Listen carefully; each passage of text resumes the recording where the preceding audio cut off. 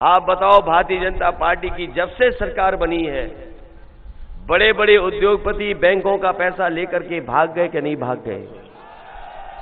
और जो भागे उद्योगपति वो कहां के हैं? कहां के उद्योगपति हैं जो पैसा लेकर के भागे हैं?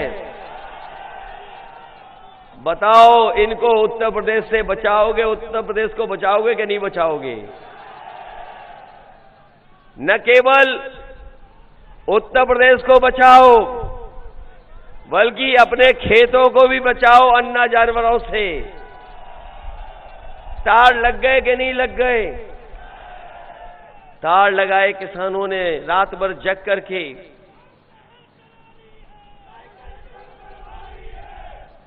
तार लगाने पड़े, किसानों को रखवाली करनी पड़ रही है। और हमारे बाबा मुख्यमंत्री का सबसे प्रिय जो जानवर है, बताओ, टक्कर मार करके लोगों की जान ले रहा है कि नहीं ले रहा है? कल मैं फिरोजाबाद में था, एक पिता और पुत्र खेत की रखवाली के बाद अपने घर आ रहे थे लौट करके। सांड ने उन्हें सींग मार करके वहीं पर मार दिया। मैनपुरी गया तो वहां पे मार दिया।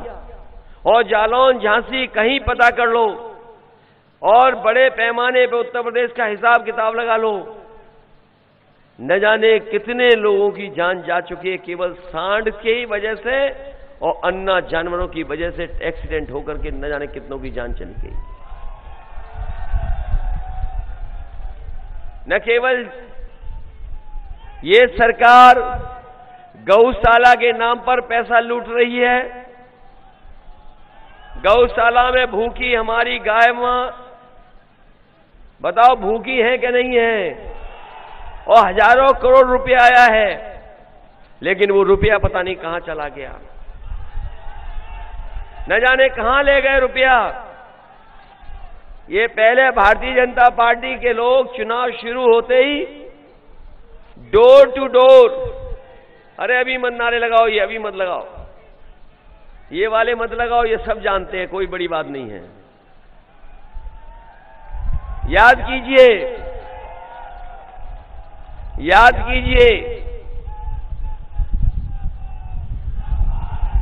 इसलिए मैं आपसे कहना चाहता हूं कि जब चुनाव शुरू हुआ है उस समय भारतीय जनता पार्टी के लोग घर घर जाकर के प्रचार कर रहे थे, कह रहे थे हमें डोर टू डोर कैंपेन करेंगे। घर जाकर के प्रचार कर रहे थे, घरों में जा रहे थे। और इनके कई नेता थूक लगा करके पर्चा बांट रहे थे। इधर आपने देखा होगा ये घर नहीं जा पा रहे किसी के। अब ये डोर टू डोर कैंपेन बंद हो गया है। वो इसलिए बंद हो गया, जब से गांव वालों ने, कई परिवार के लोगों ने, जब भारतीय जनता पार्टी के लोग पहुंचे तो लाल सिलेंडर उन्हें दिखा दिया, पहले ये भरवा जाओ तब हमसे वोट ले जाना।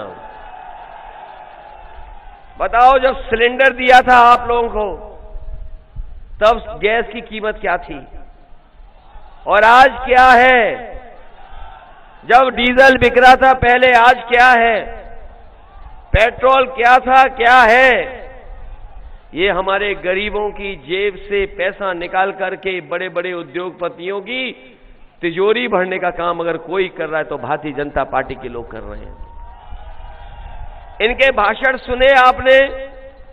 अगर कोई महंगाई पे बोल रहा हो तो बता दो। अगर एक नेता इनका महंगाई पे बोल रहा हो, गैस के सिलेंडर पे बोल रहा हो, अन्ना जानवरों पे बोल रहा हो, और जो पढ़ाई की दुर्दशा हुई है कोरोना के समय पर, हमारे बच्चों की, आने वाली पीढ़ी की, भविष्य की पूरी शिक्षा बर्बाद कर दी इन्होंने। बताओ, बर्बाद हो गई कि नहीं हो गई शिक्षा? और जिस समय बीमारी आई थी, हम और आप लोग बीमारी के हर पालन कर रहे थे।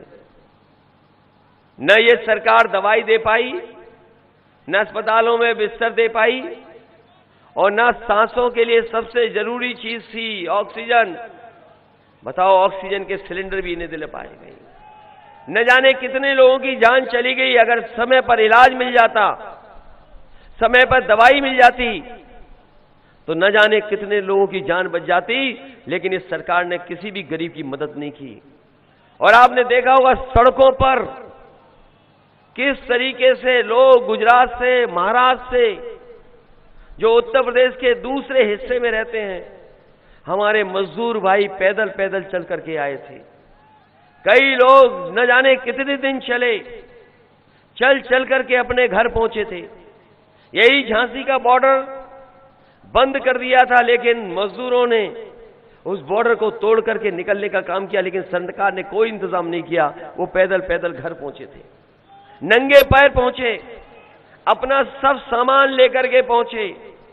और याद करिए वो घटना जिस समय एक गर्भवती मां महाराष्ट्र से चल करके आई थी पैदल, और ललितपुर के बॉर्डर पर उसके बेटी पैदा हुई। इस सरकार ने कोई मदद नहीं की। 3 घंटे वो इंतजार की, और उसके बाद मजबूरी में फिर वो पैदल पैदल अपने घर पहुंच गई। अगर उस समय किसी ने मदद की थी उस परिवार की, तो समाजवादी पार्टी, और मैंने खुद उस परिवार को 1 लाख रुपए देकर के मदद करने का काम किया था। और जितने भी मजदूरों की जान गई उस समय, समाजवादी पार्टी ने और मैंने खुद उन परिवारों को 1-1 लाख रुपए की मदद कर करके 90 परिवारों को पार्टी से मदद की थी, 1-1 लाख रुपया। ये जो आ रहे हैं परिवारवादी कहने वाले लोग, ये जो परिवारवादी कह रहे हैं कि घोर परिवारवादी हैं, याद रखना आप लोग, जिसका परिवार होता है वो ही परिवार वालों का दुख और दर्द समझ सकता है। ये भारतीय जनता पार्टी के नेता जो राज कर रहे हैं, इनके कोई परिवार नहीं है। अब नारा लगाओ जो नारा लगा रहे थे तुम, ये नारा समय से पहले लगा दिया तुमने। बताओ, एक परिवार वाला ही महसूस कर सकता है अपना दायित्व, अपनी जिम्मेदारी, और एक परिवार वाला ही समझता है कि महंगाई क्या है। बताओ, यहां परिवार वाले लोग बैठे हैं, महंगाई को महसूस कर रहे हो कि नहीं महसूस करते हो? ये परिवार वाले नौजवान हैं यहां, बताओ नौजवानों, बेरोजगारी की मार को महसूस कर रहे हो कि नहीं कर रहे हो? बाबा जी कह रहे हैं, बाबा जी कह रहे हैं हमने तो 70 लाख से ज्यादा नौकरी दे दी है और 2 करोड़ लोगों को रोजगार दे दिया। बताओ माधवगढ़ के लोगों, किस नौजवान को नौकरी और रोजगार मिल गया आप में से? बताओ यहां पर किसको रोजगार मिल गया? कहां नौकरी दे दी? और अभी झांसी में आए थे, ये हमारे साथियों अखबार में पढ़ा होगा, कह रहे हैं हमने 1 करोड़ स्मार्टफोन बांट दिए हैं। 1 करोड़ स्मार्टफोन दे दिए। बताओ, हमारे बाबा मुख्यमंत्री पता नहीं किस धुएं के उसमें थे कि बोले कि 1 करोड़ दे दिया हम लोगों ने स्मार्टफोन।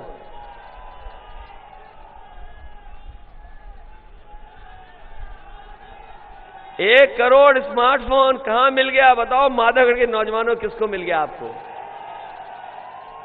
न लैपटॉप दिया, न टैबलेट दी, और न स्मार्टफोन दिया। और वो देते भी क्यों आपको? बाबा जी खुद कंप्यूटर नहीं चला पाते हैं।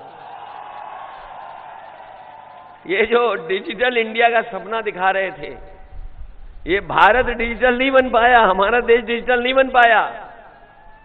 ये नौजवान जानते होंगे, हमारा देश नहीं डिजिटल बन पाया, लेकिन व्यापार करने वाले अमेरिका की बड़ी बड़ी कंपनियां समझ गई कि कारोबार कैसे किया जाता है। हमारा देश नहीं बढ़ा, बीजेपी के लोगों ने हमारे अपने देश को नहीं बढ़ाया, बड़ा बड़ा कारोबार और लोगों को दे दिया। और वो कारोबार इस हद तक कर रहे हैं कि आज अगर जानकारी करोगे मोबाइल के माध्यम से, जो सामान लेना चाहो वो मिल जाएगा, और साथ में कंडे भी बेच रहे हैं। सोचो आप, अमेरिका की कंपनी कंडे बेच रही है और हमारे नौजवान सड़कों पर बिना डिग्री अच्छी लेकर के ऐसे ही भटक रहे हैं। सोचिए आप, ये बीजेपी के लोग ले कहां जा रहे हैं? इनसे अच्छा झूठ कोई नहीं बोल सकता, इनसे बढ़िया झूठ कोई नहीं बोल सकता जो भारतीय जनता पार्टी के लोग झूठ बोलते हैं। इनके छोटे नेता छोटा झूठ बोल रहे हैं, बड़े नेता बड़ा झूठ बोल रहे हैं, और जो सबसे बड़े नेता हैं वो सबसे बड़ा झूठ बोल रहे हैं।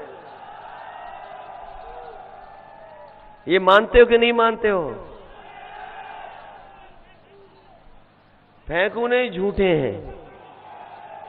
इनके बड़े नेता कैसा कैसा झूठ बोल रहे हैं, सोचो। और याद कीजिए किसान भाइयों, मैं संकल्प लेना शुरू किया था, अन्न संकल्प ले रहा था मैंने अन्न संकल्प लिया और मैंने बहुत सारे लोगों को अन्न संकल्प भी दिलवाया। मैंने कहा कि किसानों के सम्मान में, किसानों की मदद के लिए हम ये लगातार अन्न संकल्प ले रहे हैं। और इसलिए अन्न संकल्प ले रहे हैं कि उत्तर प्रदेश से हम चाहते हैं हमारे किसान और गरीब भारतीय जनता पार्टी को हराएं और हटाएं भी, जिससे हमारा उत्तर प्रदेश खुशहाली के रास्ते पे जाए। लेकिन बुंदेलखंड, यहां पर जो समस्याएं हैं पलायन की है, यहां तमाम लोगों को नौकरी रोजगार नहीं है, बाहर जाना पड़ रहा है। यहां पर पानी का इंतजाम सही हो, पानी के साथ साथ अन्ना जानवरों की समस्या का समाधान हो। इसलिए समाजवादी पार्टी ने, हम सब लोग तय कर करके आए हैं कि आने वाले समय में जब समाजवादी सरकार बनेगी तो घरेलू बिजली का बिल 300 यूनिट माफ होगा, कोई बिल नहीं देना पड़ेगा। आप बताइए, जब बिजली का बिल आता है तो करंट लगता है कि नहीं लगता है? और बाबा जी ने कितनी महंगी कर दी बिजली।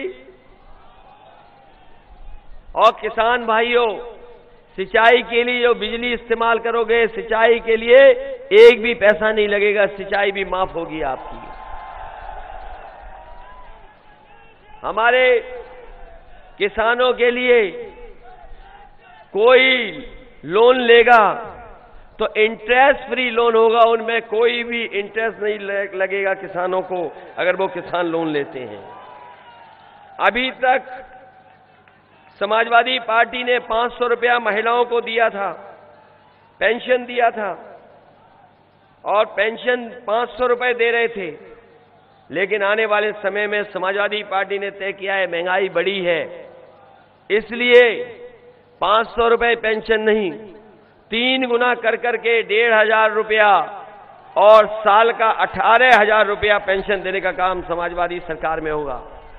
मैं अपनी बहनों को कह के जा रहा हूं, आगे पढ़िए, पढ़ाई करिए, और कन्या विद्याधन भी उन्हें 36,000 रुपए देने का काम समाजवादी सरकार में होगा।